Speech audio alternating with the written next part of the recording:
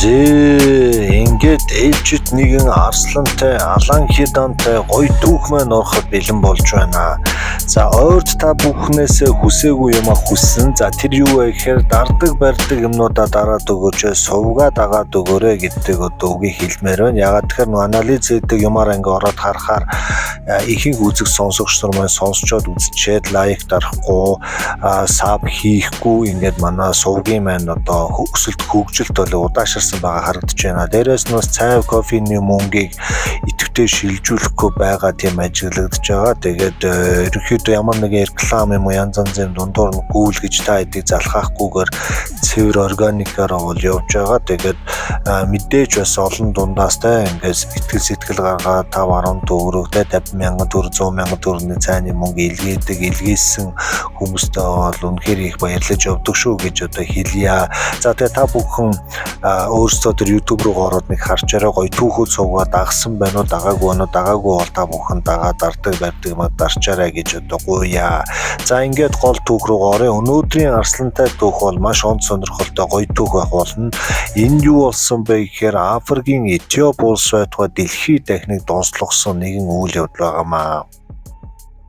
За тус улсын Вита Женет хотын цагдаагийн газар нэгэн дуудлага ирсэн байдаг. За дуудлага мэдээллийн мөрөөр одоо хэргийн газар одоо шуурхай бүлэг яваад очиход 12 настай Кя гэдэг охин бол алга болсон.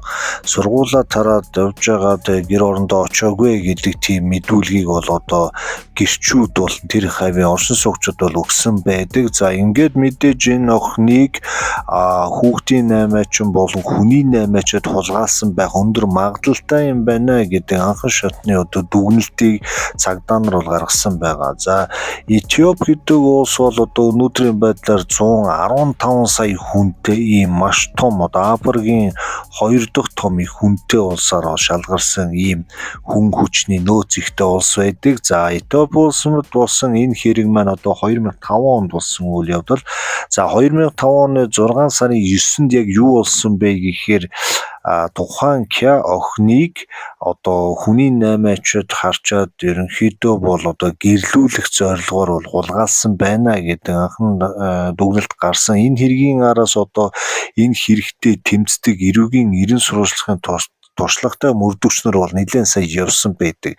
За ер нь юу яадаг шүү. Этиоп улсын одоо нийт гэрлэлтийн одоо ойролцоогоор 70% нь ийм хулгаан замаар одоо гэрлэлт одоо иймэрхүү бүтдэг босдог гэсэн тийм яриа судалгаа байдаг. Ямар учиртай юм гэхээр ерөөсөө айлын охиныг хулгайлаад хөгшин настай юм уу янз янзын одоо хижээл насны ирчүүдэд одоо зуучилж өгөө суулгадаг. Тэгээд суухыг зөвшөөртөл нь одоо зодож нүддэг ч гэдэм үү тийм янз янзын тийм судалгаа байдаг. За тэгээ яг энэ үүний дагуу одоо мэдээж энэ замаар энэ охин орсон байх гэдэг үүднээс одоо цагдаагийнхан маш сайн нарийн шалгасан байгаа. За ар гэрийнх нь бол яаралтай тэр дороо бол одоо мэдээллийг бол өгсөн. За угаасаа 4 хүүхэдтэй айлын хамгийн бага нь буюу 12 настай Кя охин алга болсныг маш хурдан мэдэгдэж чадсан нь одоо эвлийн үйл ажиллагааг идэвхтэй эхлүүлэх бас маш том одоо хөшүүрэг болсон байдаг. Угаасаа тухайн бүс нутгийг одоо хариуцдаг цагдаа нар яг иймэрхүү хэрэг дээр их маш сайн ажилласаар туршлагатай болчихсон учраас хүний 8-ачд болон одоо энэ гэрэлтийг зохион байгуулдаг хүмүүс байх магадaltaй гэдэг үгнээс энэ хүмүүсийн араас бол зогсоо зайгүй явж исэн байдаг.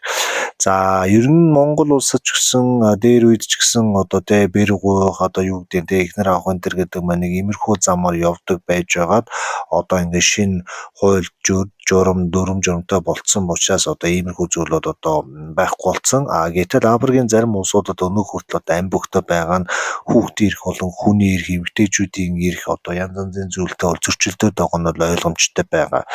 За яадаг гэдэг Этиоп улсад одоо жишээлбэл ингээд иймэрхүү бага насны охид алга боллоо гэхэд нэг бол одоо хүнтэй гэрлүүлэх зорилгоор авсан, үгүй бол одоо хүний 8 одоо юу гэдэг өөр мүлжлэгээр ингээд зориулж ингэсэн байна гэж одоо үздэг байгаа. За дээрэс нь тэгээд мэдээж эдгээр чинь бүр төгөлдөрчсөн одоо ямарваа нэгэн иймэрхүү зүйл хийхдээ маш сайн мэрэгчсэн учраас тухайн охины одоо аав ээж ар гэрийг судлах, тэднэртэй нойртон дотносох, хамт архи уух, яриаг өөрөө үүсгэх янз янзын арга залмиг хэрэглэх одоо найз нөхөд болж одоо аав ээжийг нь тагнан турших гэх мэт ийм янзын хүний санаанд оронгүй олон арга хэрэгэлдэг гэж байгаа. За ийм учраас одоо энэ охин ингээд яг энэ төлөвлөгөөнийхэн дагуу өртөж одоо хичээлээ таравж явахад нь 7 одоо эрэгтэй хүн түүнийг одоо хулгайлж авч яваад хаашаа нь явсан мэддэхгүй ингээд алга болчихсон байна. За энэ хэргийн араас мөрдөж исэн мөрдөгчнөр бол одоо энэ охин бол байж болох бүх газруудыг ингээд үдсэн боловч ерөөс ямар ч сураг ажиг байхгүй байгаа гэсэн. Гэтэл энэ охиныг одоо холоос хараад өөртөөгөө суулгах гээд ингээд тооцоолцсон байсан залуу одоо энэ хулгайсан 7 хүний нэгэн дотор бол явж исэн. За мэдээж ингээд энэ охиныг хотын заахад одоо хүн амьтан очдог уул хатанд бол хорж исэн. За 20-гуудаа тэгээд тэндээ одоо нөгөө залуу чинь өөртөөгөө суухыг ятгсан, нөгөөдг нь мэдээж үгүй гэсэн иймэрхүү зүйл зөрчил болоод энэ хугацаанд бол хэд хэдэн удаа маш хүчтэйгээр зодож одоо тухайн охиныг бэртээж одоо өөртөөгөө гэрлэхийг ятгах одоо янз янзын аргаар үзэж исэн байгаа. За энэ хооронд бол цагдаа нар ерөөсө зогсоод зайг одоо Бетаженет гэдэг хотыг одоо орвонгоор нэргүүлж босгож хажуугаар нь янз янзын одоо энэ хэрэгт хамаатай хүмүүсийн гэрчийн мэдүүлэг авч ингэж нэлээд эрлийн одоо үзүүрийг бол хомж аваа амжилттай ажиллаж исэн байдаг байгаа. За ингээд ажиллаж явах үед одоо энэ Кя охин одоо ерөөсөө зөвшөөрөхгүй одоо ямар ч байсан тэгээд юу яахгүй гэдэг одоо ингээд гүрийсэн. За тэгээ ихэнх одоо гэр бүлүүдэд охиноо одоо ингээд үл мэдэг шалтгаанаар хүн амьтанд алдах амьд үгснэг мэдхгүй араас нь ингэж харамцсан суuna гэдэг бол маш хүн даваа байдаг. За тэгээд охид хүүхнүүдэд том болоход одоо эцэг их ах нар нь анхаарал боломжоо нэмэгдүүлэх найз нөхөд нэрээр одоо гэр орон шургалж байгаа янз янзын мэдээлэл одоо боловсруулж байгаа ийм хүмүүсээс маш боломжтой байх ёстой гэдэг одоо маш том жишээг энэ түүх бол харуулад байгаа шүү. Тэгэхээр монголчууд ч гэсэн та бүхэн одоо охин хүүхэдтэй айлууд байвал гэр орондоо босон болоогүй хүмүүсийг оруулах, архитах ямар нэгэн байдлаар эмэгтэй хүүхдтэй ойртуулна гэдэг бол маш эрсдэлтэй нөхцөлөд бий болгож байгаа гэдгийг одоо ингээ харуулж байна. За ингээд нөгөө Арслангийн түүх рүүгээ одоо эргээд ороод явъя. За ингээд энэ охиныг 7 хоногийн турш одоо уул хатанд хороод одоо 7 хүн ээлжилж манай тэр дунд нь байгаа нөгөө нэг суух гээд байгаа одоо хижээл насны ирнэ ятгах зандрах зодох өчнөө олон арга хэрэгсэн боловч охин болж өшөөрөхгүй сүлдээ баг өгсөн ч яах вэ гэдэг тийм байдалтай болцсон байж. За ингээд нэг удаагийн хатуу зодооны дараа одоо тухайн охиныг нэлийн хүчтэй гэмтээгээд охин одоо унтаж чадахгүй яолоод маш хэцүү байсан. За тэгээд яг энэ үед одоо тухайн нутгийн одоо хажуугаар явж исэн одоо тэнмэл 3 арслан энэ одоо дуу чимээ одоо нүдэнд энэ геналт одоо юу гэдэг уйлан майлан явуултыг бол сонссон байгаа. За ингээд сонсчоод нөгөө 3 арслан маань бол өнгөрөө яваагүй. Тэгээ шууд одоо энэ охин туслахаар яарвчлан хурж ирсэн байдаг. За ингээд 7 залуу гів гинт одоо ийм 3 эр арслангаас бүрдсэн одоо ингээд арслангийн бүлэг өөрсрөө довтлно гэж бол ойлгоогүй. За тэгээ ингээд хүлээгээгүй байж идэл гинт 3 одоо арслан давх гэж ирээд нөгөө 7 гэж дунд нь нууш бужигнуулсан. За ингээд тухайн үед нөө буу зэвсэг байхгүй нөхдүүд бол яг арслантай байлдаж ядаагүй, зарим нь уруулж, зарим нь одоо савардуулаад амьмөлт одоо зуутаад явсан. Энэ бужигнаа өмнөнийг харсан одоо холоос харсан өөр одоо явуулын хүмүүс тэр дорн цагдаагийн байгууллагууд бол мэдгдсэн байгаа. Этиопийн арслангууд бол яг ерөнхийдөө ширүүн арслангууд байдаг. Догшин одоо тэгээ харагдах байдлаар одоо хамгийн хард илтэй маш одоо тийм том биетэй тийм сагалгаар сайхан арслангууд байдаг. Ер нь Этиоп улсад ойролцоогоор 1000 орчим арслан үлдсэн гэж үздэг юм байна. Тэгээд хүн хүч одоо тэгээ газар нутагтаа шахагдаад одоо арслангийн одоо өсөж хуржилт одоо айгүй багасчихсан. Ер нь цаашдаа Этиоп улсад арслан үлдэхгүй байхаа гэсэн тийм дэлхийн арслан судлаачдын бас том зовлон байдаг бол байгаа. За яагаад чи энэ 3 арслан бол хүн барьж идэх зорилтоор биш одоо хүүхдийг тэр 7 дээрэмжингээс аврах одоо тийм зорилготойгоор бол довтлогооныг үйлдсэн. За ингээ гів гинэт арслан өөртөө нэгдэж чинь гэж яагаа зугатаад явсан нөгөө нөхдүүд тун удалгүй одоо шархтаа зугтаад ингээд тэр охиныг бол хаяа явсан байгаа. За ингээ охиныг уйлаад босч чадахгүй одоо ингээ байж хахад 3 эр арслан болоод өгөж ирсэн. За Кя охин бол одоо ингээл идүүлээ. Арслан хүн иджээ, алжээ, идэж уужээ л гэдгийг сонссон болохоос арслан одоо хүн аваржээ гэдэг түүх бол ерөөсөө байдаггүй. За ингээд яах аргагүй Кяо охин өөрийгөө идэж гин гэж бодоод вэйл сул тавиад хүлээж идэл 3 арслан түүнийг ирж шиншилж үнэрлээд 3 талд нь бол одоо ингээд салхи үнэрлээд хөвтсөн байдаг. За яг энэ үед Кяо охин юу гэж бодсон бэ гэхээр өөрийн энэ арслангууд аварж байгаа юм шиг тийм мэдрэмж төрсөн байгаа. Гэтэл нөгөө зугцсан нөхдүүд яг одоо шаргацсан нөхдүүдээ аваад одоо тэр Бета Женет хотын төв эмнэлэгт очиж бүртгүүлсэн. Гэтэл дуудлага мэдээллийн дагуу яг цагдаа нар мэдээж очин. За ингээд бууддаг, барьдаг янз янзын урт буутай хүмүүс одоо хотын заахад арслан хүмүүсрөө довтолсон байна гэдэг дуйлаа шуугаар нэг авчихсан учраас бол аль хэдийн хэргийн газар руу явчихсан. Нөгөө шаргацсан нөхдүүдийг эргээ харсан чинь 3 хүн нэмлэг 4 хүн Орос руу ингээд алгуулчихсан. За ингээд цагдаа нар ингээд тухайн хэрэг болсон ууланд яваад ирэхэд бол маягтай тэрэгний одоо тэ дуу чимээ гэрлийг хараад 3 арслан одоо баг хагас өдрийн турш хөвтөжсэн тэр хөвтрээсээ босоод одоо Кяо охиныг эргэж харан үнэрлжээ. Тэгээд ингээд цаашаа явсан байдаг. За ингээд Кяо охиныг одоо амьд мэнд үлдээсэн энэ гайхамшигтай түүхийг бол тухайн үе Этиоп болон Африкийн дэлхийн арслан судлаачид бол үнэхээр их гайхсан. Тэгээд хүн аварсан арслан гэдэг бол ерөнхийдөө маш ховор байдаг. Гэтэл 3-ын 3 эр арслан одоо ингэж ийм жоох охиныг яаж ингэж аварваа гэдгийг бол одоо хүртэл одоо тайлбарлахгүй нууцын нэг болчиход байгаа.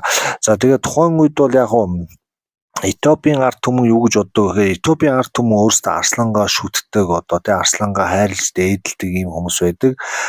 Тэр цэмо мөнгөн тэмдэгт болон одоо тэ арслантай холбоотой түүхэн одоо газрууд одоо юу гэдгийг тэ ийм хөшөө дурсгал бол маш их байдаг. За энэ тохиолдолд бол яг арслан хүн аварсныг одоо гайхаад энэ Кяо охин бол үнэхэрийн ерөөсөн гайхамшигтай ид шидтэй магадгүй те ийм нэлээд нэр алдарт хүрэх цаашдаа зам сайхан гэрэлтэх охин байж магадгүй гэдэг үүднээс бол одоо хүмүүс бол одоо сүсгэлэн ярьдаг байгаа. За хэргийн газар очисон цагдаагийн том дарга хүртэл хэлсэн байдаг. За тэднийг одоо ирж байгаа бараа нарт 3 арслан удаанаар эргэн хараад одоо ингээд охиныг үлдээгээд явсан. Үлдээгээд явахдаа ямар нэгэн байдлаар харамссан одоо тэ ууралсан, стресссэн, эргэж ноцох гэсэн тиймэрхүү ямар ч үйлдэл үзүүлээгүй. Тэгээд гуруулаа цаашаа яваад гисэн гэж. За ингээ хагас өдрийн дараа одоо арслангууд явсны дараа Кяо охин мэдээ цагдаа нарт одоо ингээд амьд мэд 9 минут одоо очсон. За ингээд цагдаа нар одоо тухайн охиныг одоо эрен хайж байгаа гэдгийг бол ойлгосон байдаг. За ингээд аав ээж одоо их ах нартайгаа уулзаад бөөн баяр болоо Кяо охин.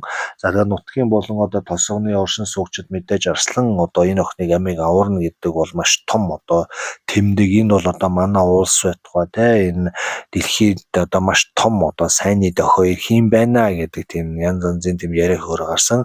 За хэргийн ардаас явж ирсэн мөрдөгчнөр одоо 3 нөхрийг бол эмнэлэг дээрээс бол баривчилсан. Үлдсэн 4 нь бол одоо ингээд үлдсэн амьдралынхаа туш одоо дандаа зүхтаж нэр хаягаа өөрчлөх те бүтэн дөртөө хонохгүй энэ нүгэлт хэргийнхаа төлөөсийг одоо үхтлээ одоо өөртөө үүрхээс аргагүй болж байгаа. За хэргийн газар дээрээс одоо хурааж авсан, баримжуулж авсан, бэхжүүлж авч ирсэн бүх зүйлүүдийг энэ одоо те гэрчүүдийн мэдүүлэг нутаг баримтаар нь бол маш сайн одоо бэлтгэж 3 нөхрийг шүүхээр оруулж болоо шоронд суулгасан. Тэгээ цаашдаа Этиоп улсад одоо ийм хүүхдтэй холбоотой гэрлэл тэр тусмаа бага насны хүүхдүүдийг хөгшин хүмүүстэй ингэж гэрлүүлнэ гэдэг бол бас буруу юм байна гэдэг талаас бол хөөцөлдөж янз янзын хууль гарч байгаа.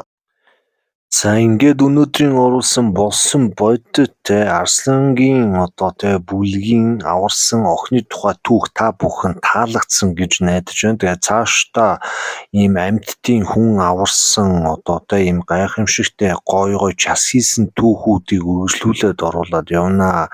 За тэгээд мэдээж гоё түүхүүд суугаа та бүхэн цаашдаа идэвхтэй гоё шин сонин мэдээлэлтэй байлгая гэж бодож байвал та бүхэн бас хамтрах хэрэгтэй. Ганцхан би бас ганцаар үздэг байхаас илүү та бүхэн дардаг, барьдаг бүх юмаа дараад боломж олцоо бас сайхан гоё сэтгэлдээ комент хийсэд үлдээх юм бол энэ гоё түүхүүд сувгийн одоо үзүүлэлт нэмэгдээ тэрийг дагаад олон хүн subscribe дараад дагдаг, барьдаг болно гэсэн үг байгаа шүү. Тэгэхээр одоо хэдүүлээ бүгдээрээ гоё түүхүүд суугаа аварч цаашдаа удаан урт хугацаанд бас хөгжүүлж авч явъя гэдэг бол зөвхөн надаас шалтгааллахгүй та бидний бүгдийн хамтын хүчин зүйл юм байна. Би тэгээд бас цаашдаа өөрөөс хичээгээд улам чанаржуулаад зөвхөн хүчин ирэхгүй хэрэггүй те тийм одоо бичлэг зургийг нэлээд түлхүү оруулж монтаж хэсэгтээ бас жоохон илүү цаг гаргаж илүү чанартай уран бүтээл хийнэ гэж бодож байгаа. За тэгээд өнөөдрийн оруулсан түүх та бүхэн таалагдсан байх. Тэгээ орж гараад ойрхон байж байгаарай.